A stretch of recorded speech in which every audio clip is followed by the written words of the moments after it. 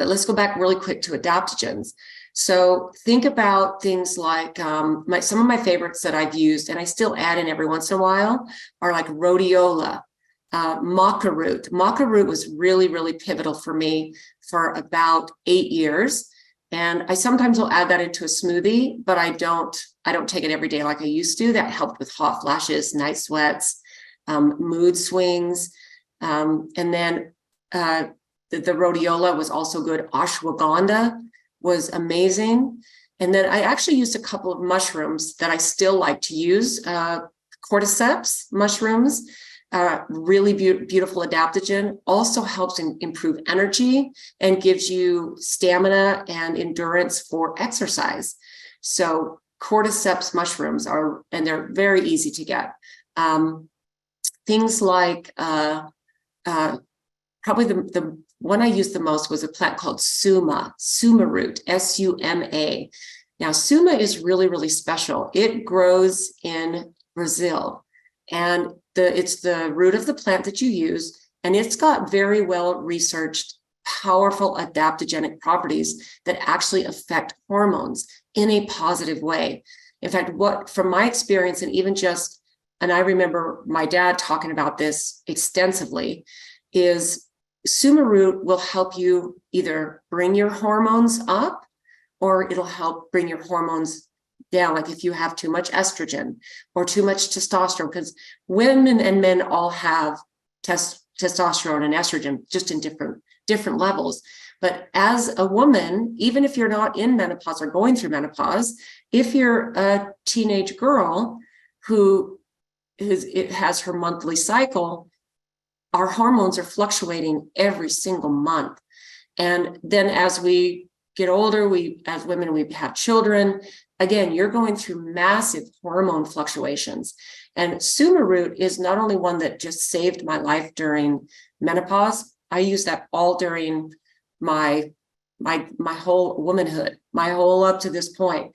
And not every single day, but on the days when I felt I needed it. Now, I did use it every day when I was going through those few years of menopause, and that made a big difference.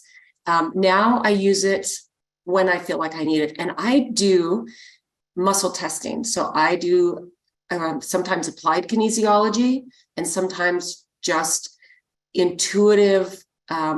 What do I feel like I need? And if you've never done or learned how to do muscle testing on yourself, this would be something I would highly recommend that you learn. It's something super easy and it takes just practice. And I use this every single day when I have a whole supplement routine with some things I take every day, like fish oil, cayenne pepper. There's things I do every single day, but then I have a little group of supplements that I will muscle test. Do I need this today? And a lot of times I can touch the top of a bottle. So I've got a bottle right here, and I've got all my supplements typically in my kitchen by my teapot. And I will literally, I will know just by touching the bottle if I need that one today, because there's an energetic pull to it and I can feel it. Now, it took me a long time to actually get to that point, but now I can do that. can do that with my grandkids. I can tell what they need, not just from that, but from something like what they're telling me and how they're feeling and what color are they? Are they a little bit pale? Are they a little bit flushed? There's different things I think that we can learn and really educate ourselves when it comes to taking care of not just ourselves, but our family members as well. And I would just suggest a couple things. Do your due diligence, research as much as you can. And then the second biggest piece of that is that you have to be brave. And I'm not saying put your life at risk. Start with the small things. Let's wrap this back around to Lamation. I've had many, many people who start learning about Lamation, and then the thought of the rash completely freaks them out. And the rash that I talked about earlier only happens one time. It's a one-time detox, and it's a powerful, powerful healing crisis. But here's how I would suggest, if Lamation has kind of sparked your curiosity and sparked your interest, I would start using and acclimate your body to Lamation when you're well. Don't start using it when you get a bad cold, or you get the flu, or you have a urinary tract infection you need to clear up. Get your body acclimated to it. If you're going to get the rash, get it over with. And then whenever you need to jump on and use Lamation for an infection that might be a little bit more acute, because you can use it for those and chronic infections too, then you will have the confidence and knowledge, and you won't have to worry about the rash. So that is, if I'm, sharing this with somebody new and they have a huge desire to start using it, sometimes after you do all your due diligence and all of your research, then you have to be brave. And the nice thing about something like an herbal tincture, which is the most popular way that we make it and use it, is that you can start really, really slow. You can literally start with 1 drop.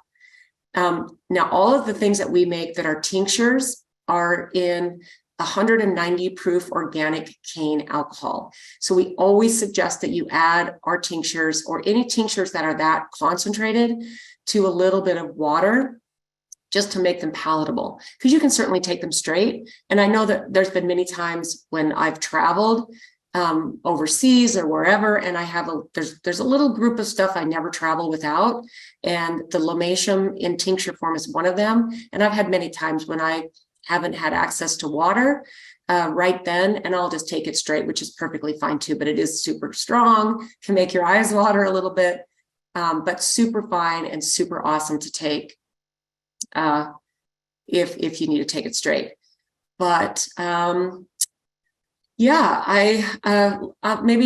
see, I don't know how long we've been going here, but let me maybe kind of wrap up this me talking at you part with, okay, so I showed you this copy of my dad's book. Can't get it, it's no longer in print. You might be able to find it on like Amazon, and I know it's very, very expensive to get. So earlier this year, and this is where I named the title of my book, Be Your Own Shaman. So what I did here, you can see this right here. This is my dad's book updated and doubled. So my dad's original book had 48 plants in it, and I added 46 more. So there's 94 plants in this book. And let me just show you, just so you can kind of get an idea, because this is really, really awesome. So you can see this is gravel root. There's a full color picture of the book. There's an illustration of the plant, a full color picture of the plant, I'm sorry. And then there's the botanical name, the common name, the Latin name. It tells you all of the medicinal properties that plant contains.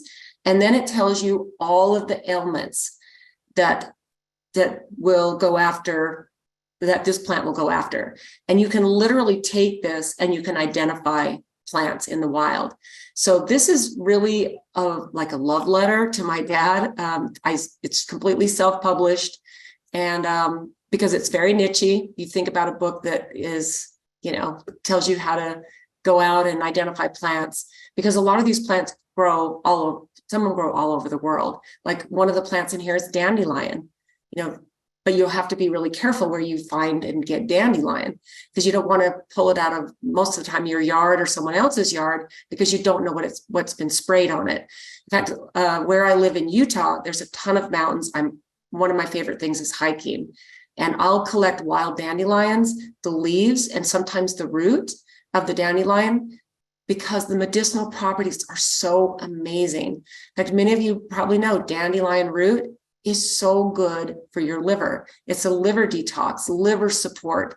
So the beautiful thing about learning about herbal medicine is it gives you this feeling of empowerment. And it's not just a feeling, it is true empowerment. I believe that as modern humans, we're starting to realize, especially with the advent of the pandemic, that our health is our responsibility. And many of us were not living the type of lifestyle that was conducive to being able to, handle whatever comes at us as humans. And I believe there's been this huge, huge shift in, maybe I need to do things a little bit differently. Maybe I need to learn other skills, or maybe I need to find a way to be connected to people who know how to do these things. In fact, I will say, one of the things that has been just a gift to me is that all my siblings are so grateful that I am the one that was interested in carrying on my dad's work, because my dad, when he passed away, his business fell by the wayside for 4 years. before I picked it back up, because it was kind of like, my dad was this famous botanist, and he had a degree, and he was just brilliant. And I think for the most part, none of us really thought we could step into his shoes. And so my main reason for restarting my dad's company was to provide these herbal formulas for myself and all of my siblings and all of their kids. And now many of them have grandkids too. So the reason was to keep not only my dad's legacy alive, but keep these herbal medicines that he formulated available for humans. So I would highly suggest that if you have even a tiny sliver of interest in learning how to take care of yourself and your family using herbal medicine, start researching. There's a lot of great information. And I do love the idea of having something hard, a hard copy of a book, because it is, to me, it's like, it's accessible. If the internet goes down, or, that's a beautiful, beautiful way to start.